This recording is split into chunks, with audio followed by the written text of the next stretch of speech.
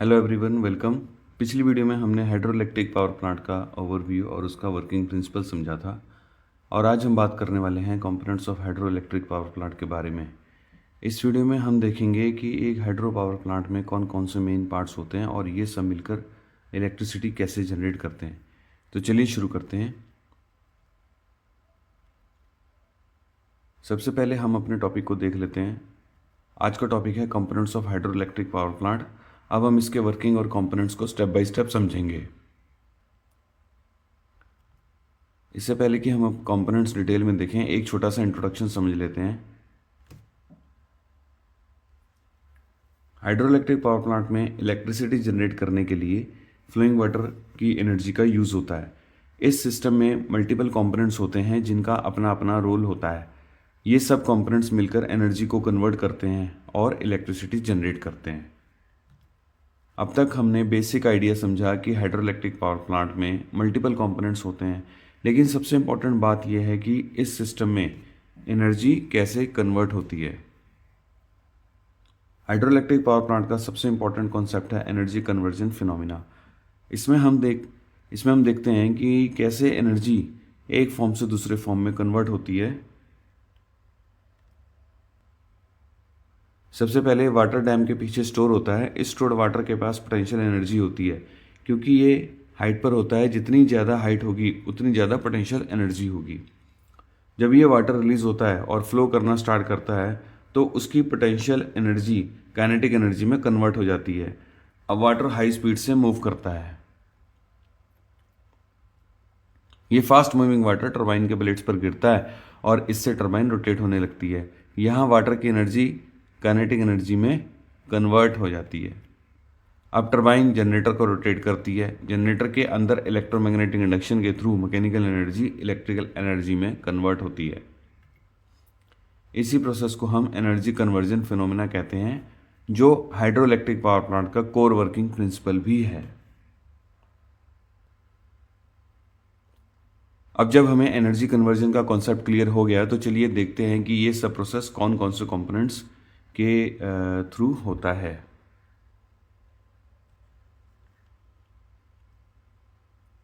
अब हम एक एक करके सभी कंपोनेंट्स को समझेंगे और देखेंगे कि कैसे ये मिलकर इलेक्ट्रिसिटी जनरेट करते हैं। और सबसे पहले बात करते हैं डैम की, मतलब बांध की।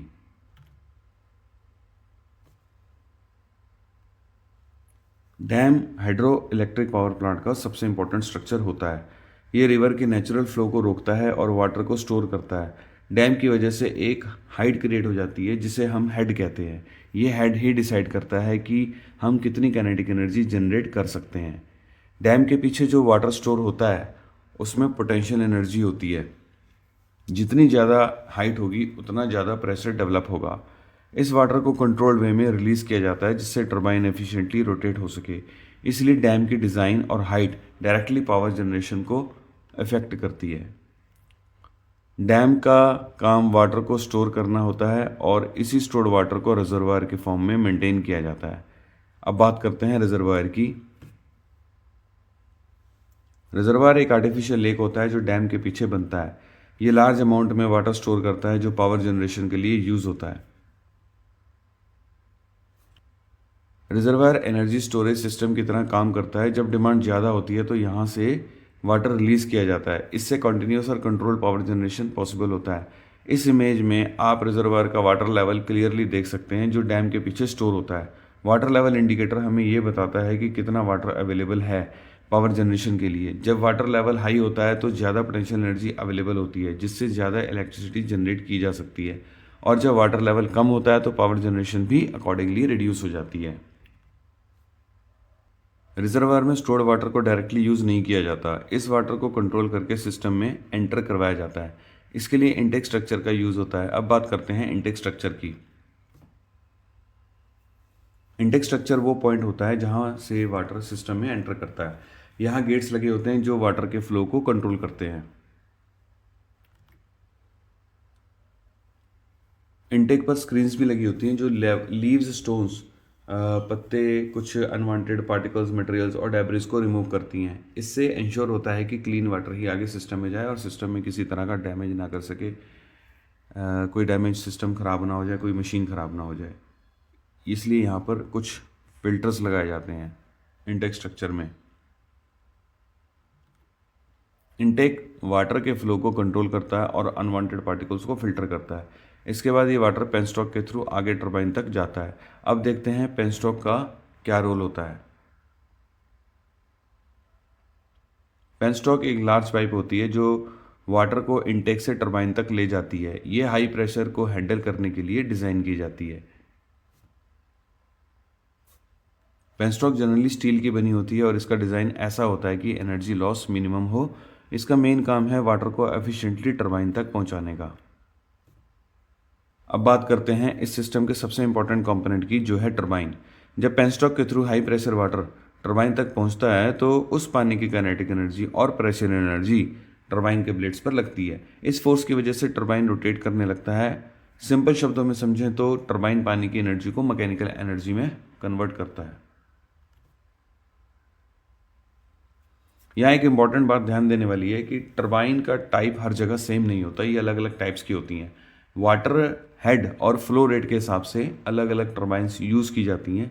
जैसे हाई हेड के लिए पेल्टन टरबाइन या पेल्टन व्हील यूज़ किया जाता है, मीडियम हेड के लिए फ्रांसिस टरबाइन यूज़ किया जाता है और लो हेड के लिए कैप्लन टरबाइन यूज़ किया जाता है। जब टरबाइन रोटेट होती है तो ये डायरेक्टली जनरेटर शाफ्ट से कनेक्टेड होती है, जिससे आगे इलेक्ट्रिसिटी जनरेट होती है और इसी तरह फ्लोइंग वाटर की एनर्जी को हम यूजफुल इलेक्ट्रिकल एनर्जी में कन्वर्ट कर पाते हैं। जब टरबाइन रोटेट करता है तो ये मैकेनिकल एनर्जी जनरेटर को ट्रांसफर होती है। अब देखते हैं जनरेटर कैसे काम करता है। अब जब टरबाइन पानी की एनर्जी से रोटेट करने लगती है तो यहाँ से प्रोसेस और इंटरेस्टिंग हो जाता है। टरबाइन का शाफ्ट डायरेक्टली एक और इम्पॉर्टेंट कंपोनेंट से कनेक्टेड होता है, जो है जनरेटर। जब टरबाइन घूमती है तो ये जनरेटर के रोटर को भी घुमाती है और यहीं पर होता है एक्चुअल मैजिक। जनरेटर एक ऐसा डिवाइस है जो मैकेनिकल एनर्जी को इलेक्ट्रिकल एनर्जी में कन्वर्ट करता है।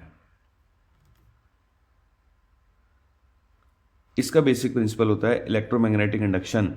जब रोटर घूमता है तो मैग्नेटिक फील्ड के अंदर मूवमेंट होती है और इसी वजह से स्टेटर वाइंडिंग्स में इलेक्ट्रिक करंट इंड्यूस होता है और इसी प्रोसेस के थ्रू इलेक्ट्रिसिटी जनरेट होती है, जो आगे ट्रांसमिशन लाइंस के थ्रू हम तक पहुंचती है। तो सिंपल फ्लो में समझें तो पानी की एनर्जी टरबाइन को घुमाती है, फिर टरबाइन से मैकेनिकल एनर्जी प्रोड्यूस होती है, फिर वो मैकेनिकल एनर्जी जनरेटर में जाती है और जनरेटर से प्रोड्यूस होती है इलेक्ट्रिकल एनर्जी, और इसी तरह एक हाइड्रो इलेक्ट्रिक पावर प्लांट का कोर वर्किंग कंप्लीट होता है। जब वाटर टरबाइन को रोटेट करता है तो उसके बाद ये वाटर टरबाइन से निकलकर ड्राफ्ट ट्यूब में एंटर करता है। चलिए अब ड्राफ्ट ट्यूब को समझते हैं।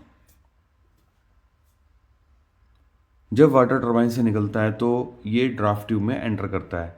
ड्राफ्ट ट्यूब एक ग्रेजुअली एक्सपेंडिंग पाइप होता है जो वाटर की स्पीड को कम करता है और रिमेनिंग एनर्जी को रिकवर करता है, जिससे सिस्टम की एफिशिएंसी इंप्रूव होती है। इसके बाद ये वाटर टेल रेस में चला जाता है, जो एक चैनल होता है जहाँ से वाटर सेफली रिवर या डाउनस्ट्रीम एरिया में डिस्चार्ज हो जाता है।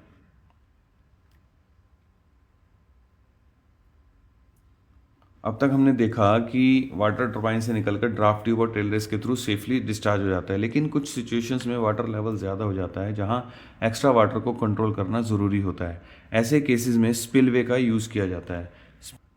स्पिलवे एक सेफ्टी कंपोनेंट है जो एक्स्ट्रा वाटर को रिलीज करता है। ये डैम को ओवरफ्लो होने से बचाता है। हैवी रेनफॉल या फ्लड के टाइम स्पिलवे बहुत इंपॉर्टेंट हो जाता है। ये वाटर लेवल को कंट्रोल करता है और डैम की सेफ्टी इंश्योर करता है। ये एक इंपॉर्टेंट सेफ्टी कंपोनेंट है।